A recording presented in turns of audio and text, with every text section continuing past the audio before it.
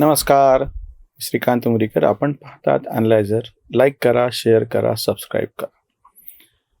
परत एकदा सगळ्यांना विनंती, मतदानासाठी बाहेर पडा. मतदान सकाळपासून सुरू झालेलं आहे आणि आपण जी एरवी बोलतो, टीका करतो, समाज माध्यमावरती लिहितो, लोकशाहीची चिंता करतो, अक्षरशः मला आता हसू आलं. आमचे एक मित्र आहेत, त्यांनी सोशल मीडियावरती एका उमेदवाराच्या प्रचारार्थ व्हिडिओ केला आणि त्यांचं प्रत्यक्ष मतदान इथं नाहीच, गावाकडे. त्याच्यामुळे हे जे सगळं आपल्या समोर जे चित्र येतं आहे सोशल मीडियातून सगळ्याच संदर्भात, पक्षांची ताकद, कुणाला मिळणारा पाठिंबा, स्थानिक परिस्थिती, हे सगळं एकीकडे असतं. प्रत्यक्ष मतदानाला जायचं म्हणल्याच्या नंतर पहिलं इथपासून सुरुवात होती की आपलं नाव आहे की नाही. बऱ्याच जणांनी ते पाहिलेलंच नसतं. मतदान केंद्र कुठं आहे त्याची जाणीव नसते आणि काही जणांचं मतदान इकडं असतं, ते बोलतात एकीकडं. असं सगळं एक विचित्र परिस्थिती प्रत्यक्ष मतदानाच्या दिवशी दिसते. त्याच्यामुळे सगळ्यात पहिल्यांदा तुम्हाला हात जोडून विनंती आहे, मी सकाळी जाऊन मतदान करून आलेलो आहे. तुम्हाला विनंती की तुम्ही बाहेर पडा आणि तातडीनं तुमच्या जवळच्या मतदान केंद्रावरती जिथं तुमचं नाव आहे तिथं जाऊन मतदान करून या. दुसरी महत्त्वाची गोष्ट म्हणजे बरेच जण वैतागून असं म्हणतात, आम्ही कालच्याही व्हिडिओमध्ये ते आवाहन केलं होतं आणि आताही प्रत्यक्षामध्ये परत करतो आहोत, की कशाला मतदान करायचं, हे सगळे चोर आहे, त्यांना आमच्याकडचा रस्ताच नीट नाही, कचराच आहे, पाणीच आलेलं नाही, वीज जाती नेहमी, स्वच्छताच नसती. ह्या सगळ्या गोष्टी बोलून काही होत नाही.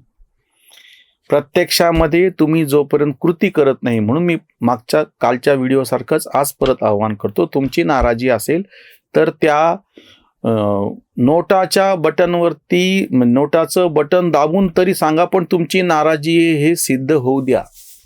फक्त कुठल्या पक्षाला मतदान करायचं नाही असं म्हणत असताना घरी बसून चालणार नाही.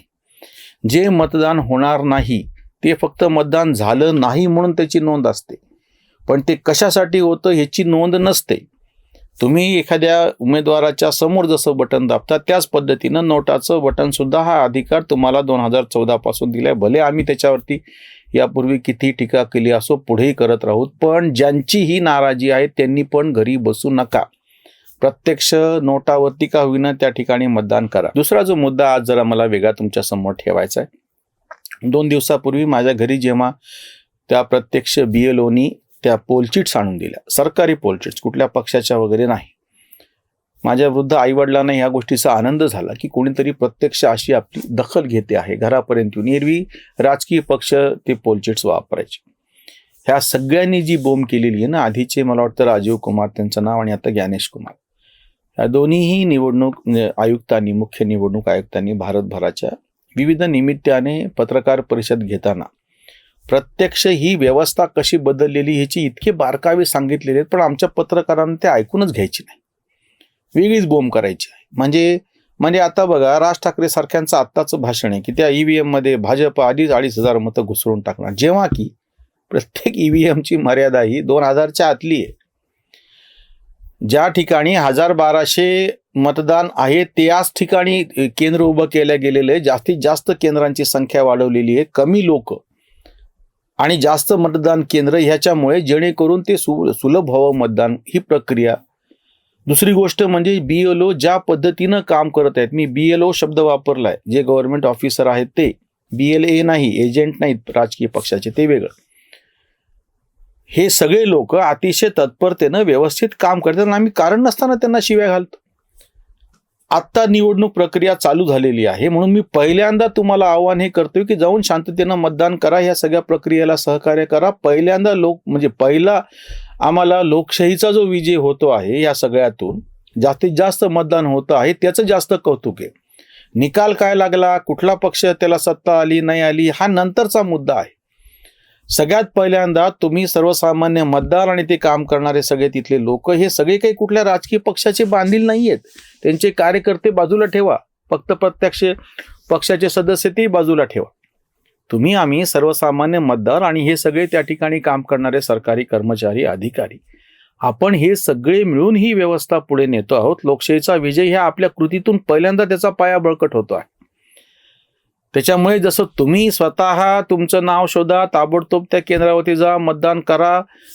दुसरी महत्त्वाची गोष्ट म्हणजे तुमच्या आजूबाजूला जे लोक असतील, विशेषतः वृद्ध असतील, त्यांना घेऊन जाणे, ज्यांना चालता येत नाही त्यांच्यासाठी तिथपर्यंतची व्यवस्था करणे, किंवा बऱ्याचदा ती गाडी बाहेर रोखलेली असती, पण जर असं कुठला वृद्ध आणि हे असेल तर त्याच्यासाठी ती गाडी आतमध्ये पर्यंत न्यायला लावणे, ह्या सगळ्या बारीक गोष्टी करा. नंतर किरकिर करून काही होणार नाहीये.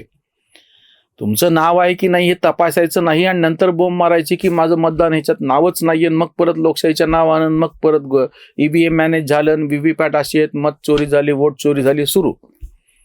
हे सगळं रोखण्याच्यासाठीचं सर्वसामान्य मतदार म्हणून आपलं कर्तव्य, तुमचं आमचं सगळ्यांचं, की किमान आपल्या घरातले सगळे नावं आहेत, त्यांचे नंबर काय आहेत, ते सगळे तिथं हजर आहेत की नाही, त्यांचं मतदान झाले की नाही, एवढं तर करा.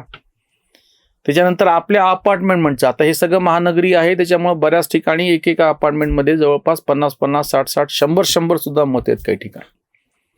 ही फार चांगली गोष्ट आहे. आणि त्यांनी यावेळेस तर ज्या ठिकाणी अशाच एकच समजा गृहसंकुल असेल त्या ठिकाणी जास्त मतदान तर तिथेच वोटिंग मशीन द्या असं सांगितलेलं आहे. मुंबईतल्या काही भागांमध्ये ते प्रत्यक्ष घडले. आता त्याचे सगळ्याचे रिपोर्ट आज संध्याकाळी किंवा फार तर उशिरा उद्यापर्यंत येतील, पण ते निवडणूक निकालामध्ये ह्याचं सगळं वाहून जातं. हा जो सगळा निवडणूक सुधारण्याचा जो कार्यक्रम राबवलेला आहे, एखाद्या हाऊसिंग सोसायटीमध्ये जास्त मतदान असेल तर त्याच ठिकाणी मतदान केंद्र करा. आधी फक्त सरकारी ज्या इमारती असायच्या, शाळा आणि तिथंच फक्त मतदान केंद्र असायची. यावेळेस जो बदल सुचवलेला आहे की ह्याच्या शिवायच्या ज्या जागा आहेत त्या पण निवडणुकीच्यासाठी तुम्ही घेऊ शकता आणि त्या ठिकाणी पण मतदान केंद्र उभारू शकता. एखाद्या हाऊसिंग सोसायटीमध्ये जर अशा पद्धतीनं मतदान केंद्र मिळणार असेल तर त्याचा एक खूप चांगला फायदा म्हणजे अजून मतदानाचं प्रमाण वाढेल. म्हणजे तुमच्या घरापर्यंत मतदान यंत्र येतं आहे, तुमच्या घरापर्यंत ही प्रक्रिया येते घराच्या जवळपर्यंत, आणि त्याच्यामुळे ही आपली जबाबदारी आहे. अजून एक पुढचा मुद्दा असा आहे की आपण या सगळ्या ह्याच्यामध्ये व्यवस्थेमध्ये प्रत्यक्षामध्ये आपली कृती न करता जी टीका करत बसतो त्याच्यापेक्षा जशी तुमची ही एक कृती आहे की जाऊन प्रत्यक्ष मतदान केलं पाहिजे. दुसरी कृती अशी आहे की तुम्हाला हे जे उमेदवार आहेत तुम्ही अशा पद्धतीनं मतदान करून, आत्ताची गोष्ट मी तुम्हाला परत सांगतो, भाजपमध्ये बाहेरचे लोक आले आणि त्यांना जास्त कौतुक झालं अशी बोंब केले जाते. मग जर ज्या कोणाला ही टीका करायची आहे त्यानं ही कृती की मतदान तर केलंच पाहिजे, पण तुमच्या मतदानातून हे कळलं पाहिजे प्रत्यक्षामध्ये की तुम्हाला भाजपला निवडून द्यायचं होतं, पण भाजपने हा बाहेरचा उमेदवार घेतल्यामुळे या 4 पैकी 3 जणांना आम्ही मतदान केलं आणि हा जो एक बाहेरचा उमेदवार होता त्याला पाडलं आणि त्याच्याऐवजी दुसरा निवडून दिला. ही प्रत्यक्ष कृती तुम्हाला करून दाखवावी लागेल. नुसतं मतदान करून भागणार नाही, त्या मतदानातून तुम्हाला अर्थ. पण आपल्याकडे नंतर म्हणतात काय करणार, पण दिलं मतदान, दुसरं तर कोणी पर्यायचं नव्हता. मग हे तुमचं म्हणणं म्हणजे काय झालं? असं न म्हणता तुम्हाला म्हणून हा जो पर्याय दिलेला आहे आपल्या समोर सगळ्यांच्या समोर, त्याच्यातला सक्षम पर्याय निवडणे ही तुमची जबाबदारी आहे तुमच्या दृष्टीनं. मी परत तो फरक सांगतो. आजच्या मतदानामध्ये तुम्हाला एखादा पक्ष मंजूर आहे, पण त्या पक्षामध्ये बाहेरून आलेला हा दुसरा उमेदवार मंजूर नसेल तर त्याला पाडता आलं पाहिजे. आणि सगळ्यात जो शेवटचा मुद्दा आहे की हे आता आपण आज मतदान म्हणजे मी पहिली तर प्रक्रिया सांगतोय घरातून बाहेर पडा, मतदान करा. दुसरी प्रक्रिया तुम्हाला मी सांगतोय की प्रत्यक्ष तुम्ही सजगपणे म्हणजे कुठला उमेदवार निवडायचा, तुमचं ज्याच्यातून मत प्रत्यक्ष चांगल्या पद्धतीनं मेसेज जावा तुमच्या दृष्टीनं तो निवडा. आणि तिसरी महत्त्वाची गोष्ट म्हणजे मतदान म्हणजे सर्वस्व नाही. आता मतदान झालं, महानगरपालिका आज झाली, जिल्हा परिषद पुढच्या महिन्यात संपून जाईल, म्हणजे फेब्रुवारीच्या एंडपर्यंत महाराष्ट्रातल्या जवळजवळ सगळ्या निवडणुका संपून जातील. पुढचे 3-3.5 वर्ष शांतपणे काम करायचे. त्या काळात मतदाराला झोपून राहून चालणार नाही. लोकशाही म्हणजे 5 वर्षातून एकदा मतदान केलं, बोटाला काय ते शाई लावून घेतली म्हणजे संपला असं होत नाही. नंतर वारंवार तुम्हाला जागृत राहावं लागणे. तुमचा जो निवडून दिलेला उमेदवार आहे तो कशा पद्धतीनं काम करतोय त्याच्यावरती एक अंकुश ठेवणे ही जी गोष्ट ती आमच्याकडून होत नाही. तोही गृहीत धरतो. तसं न करता त्याला जाणीव करून देणे वारंवार ह्या गोष्टीची हे आपण नेहमीच विसरतो. प्रत्येक छोट्या मोठ्या प्रसंगातून जागरूक राहून आपल्याला विशेषतः मी तर आवाहन करतो की जे निवृत्त आहेत त्यांना आता वेळ आहे आणि बऱ्यापैकी त्यांची सुस्थितीमध्ये आहे, अशा लोकांनी आपल्या आजूबाजूच्या ज्या काही संस्था असतील त्यांच्याकडे सजगपणे पाहणं हे पण एक लोकशाहीचा भाग आहे.